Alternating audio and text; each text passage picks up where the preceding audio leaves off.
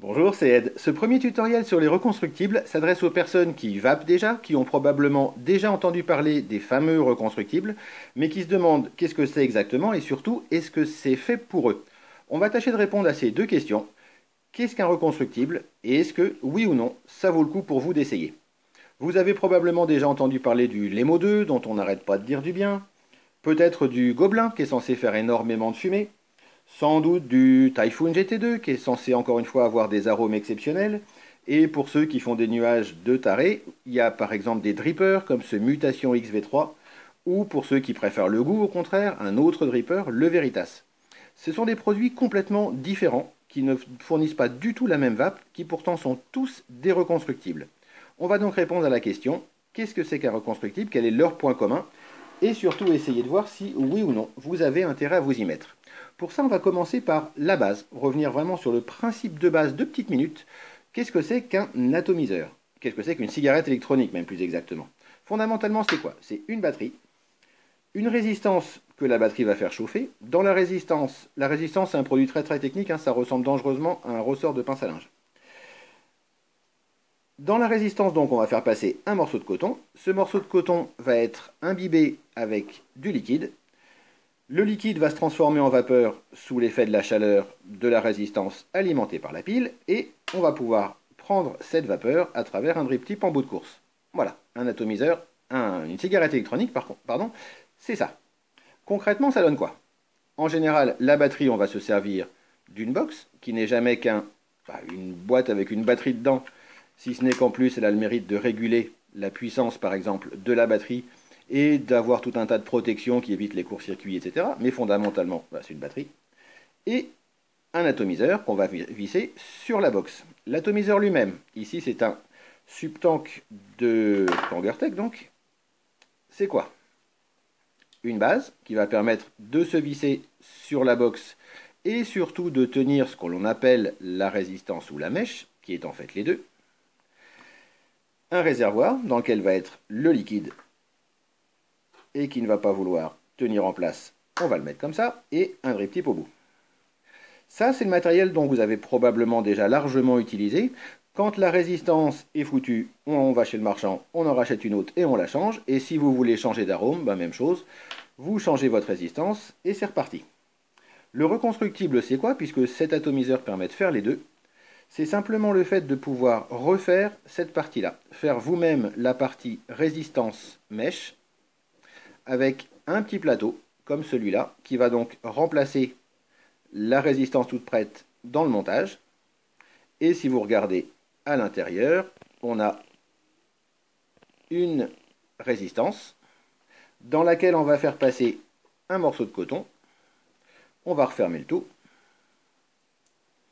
Et on va tout simplement remplacer la résistance toute prête par le montage que l'on aura fait.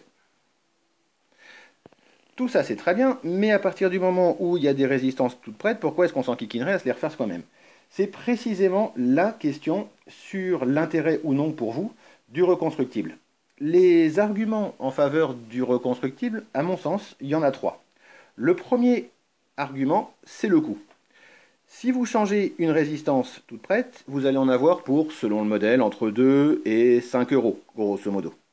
Si vous refaites votre montage, soit parce qu'il est usé, soit parce que vous voulez changer d'arôme, ça va vous coûter quelques centimes. Le prix d'un petit bout de Cantal, un petit bout de fil de métal, et d'un peu de coton.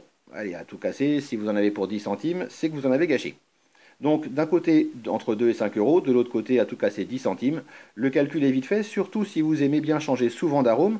Le fait de devoir racheter une résistance à chaque fois, ça va peut-être vous calmer sur vos envies de changer d'arôme. Avec les reconstructibles, vous pouvez y aller, faites-vous plaisir. Donc premier argument, et il est quand même de taille, le coût. Le deuxième argument, c'est le choix. C'est-à-dire tout simplement pouvoir adapter un montage à votre vape, pouvoir avoir exactement le style de vape que vous appréciez. On va le voir encore une fois, par exemple, avec ce fameux Subtank dont on a fait la revue il n'y a pas très longtemps. Il est livré avec deux résistances. Une résistance de 1,5 ohm, qui est parfaite à 20 watts grosso modo, et une autre résistance de 0,5 ohm, qui est parfaite à 30 watts. Donc une parfaite pour du 20 watts, une parfaite pour du 30 watts.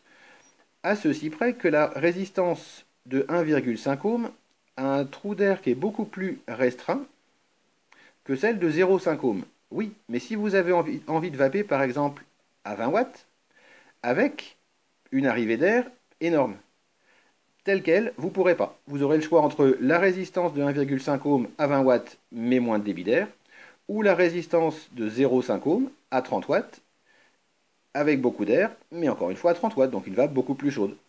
La question ne se posera pas avec les reconstructibles, il suffira de faire une résistance de 1,5 ohm, vous aurez le débit d'air maximum et votre résistance de 1,5 ohm. C'est l'intérêt du reconstructible, on peut le voir encore sur d'autres montages qui sont un petit peu plus, bizarroïdes. On peut se servir par exemple pour le montage de 3 fils torsadés, et vous aurez une vape beaucoup plus chaude, relativement différente. On peut, si on veut faire plus de nuages, se servir de 2 gros coils, comme ici par exemple. Bref, il y a tout un tas de montages qui sont possibles. On a même également des atomiseurs plus particuliers, comme des Genesis ici par exemple, qui ont des résistances un petit peu particulières. Bref, le fait de passer au reconstructible va vous permettre d'adapter exactement votre vape à votre goût et de pouvoir en changer, à peu de choses près, aussi souvent que vous voudrez. C'est le deuxième avantage du reconstructible, c'est d'adapter donc votre vape à votre goût et encore plus puisque vous avez un choix d'atomiseurs bien plus vaste et bien plus varié qu'avec les atomiseurs qui ne sont donc pas reconstructibles. Le dernier point, et il est quand même important, et c'est probablement celui qui décide souvent si oui ou non on passe ou non reconstructible, c'est le côté loisir. On peut faire des reconstructibles, on peut faire des résistances et des mèches, un petit peu comme on fait des mots croisés, comme on regarde la télé ou des puzzles par exemple. C'est voilà, c'est une activité, celle-ci est manuelle, mais il faut que ce soit un plaisir. Concrètement, si vous n'appréciez pas le fait de faire, de faire vos montages, ça va vous saouler, restez sur les résistances toutes prêtes. Il faut que ça reste un loisir. À la limite, si ça vous saoule, mais que le critère est le prix, bon, bah, ça se discute. Autrement, clairement, il faut essayer, voir si on aime ça. Si on aime ça, c'est très très sympa en fait d'essayer des montages, voir ce que ça donne, voir quel montage correspond mieux à quel type d'arôme, à tel moment de la journée éventuellement. C'est voilà, mais honnêtement, clairement, il faut aimer ça. Ça, c'est un critère qui est subjectif. À la limite, essayer et probablement le mieux pour essayer, c'est pas de s'orienter directement vers un atomiseur comme le Lemo 2 qui est exclusivement reconstructible. Et si vous n'aimez pas, eh ben, il va rester dans un tiroir. N'hésitez pas à acheter un réservoir comme par exemple ce Subtank Mini ou un Delta 2 qui offre les deux possibilités. Soit la résistance toute prête, soit le reconstructible. Si vous essayez un montage qui ne vous convient pas, bah vous pouvez repasser à la résistance toute prête et ça, vous pourrez à nouveau vaper. Si finalement les reconstructibles ça vous saoule, et ben vous laissez juste ce petit plateau là de côté et vous continuez à vaper avec beaucoup de bonheur avec les résistances toutes prêtes. Mais vous aurez le choix. Bref, si vous voulez commencer dans les reconstructibles, n'hésitez pas à acheter plutôt un atomiseur qui a les deux possibilités, plutôt qu'un atomiseur exclusivement reconstructible. On va voir ensuite dans une prochaine vidéo, qu'on va faire très rapidement, le premier montage, c'est-à-dire comment choisir quel type de résistance on va faire, quel diamètre, comment est-ce qu'on fait elle-même la résistance, comment est-ce qu'on torsade le fil, comment est-ce qu'on place le coton dans la résistance, ça c'est relativement simple, mais surtout dans le montage lui-même. Et comme ça, on aura pas mal avancé sur comment faire un reconstructible. Voilà, je vous dis donc rendez-vous à la prochaine vidéo si vous avez envie d'en savoir plus sur les reconstructibles. On va commencer la partie pratique. Il me reste à vous souhaiter une bonne vape et à bientôt.